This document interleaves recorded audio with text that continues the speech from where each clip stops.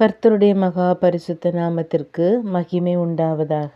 பரிசுத்த வேதாகமத்தில் 123 சங்கீதம் வசனங்கள் 1 மற்றும் 2. பரலோகத்தில் வாசமாயிருக்கிறவரே, உம்மிடத்திற்கு என் கண்களை ஏறெடுக்கிறேன்.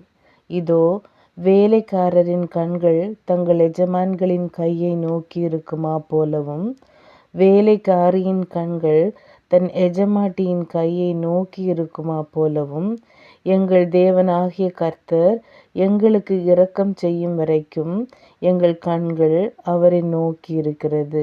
நம்முடைய வாழ்க்கையிலும் கூட நமக்கு சில தேவைகள் ஏற்படும் பொழுது நாமும் நமக்கு எஜமானன் ஒருவர் இருக்கிறார் என்பதை மறந்து மனுஷருடைய கைகளை எதிர்பார்த்திருப்போம்.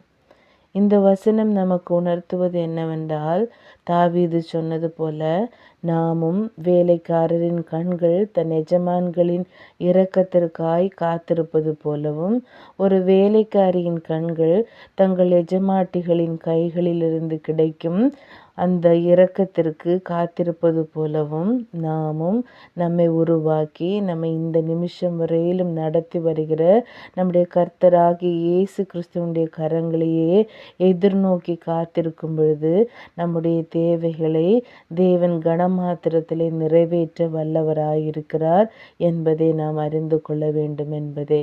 இந்த வசனங்கள் மூலம் கர்த்தர் தாமே நம் எல்லோரையும் ஆசீர்வதிப்பாராக. ஆமேன்.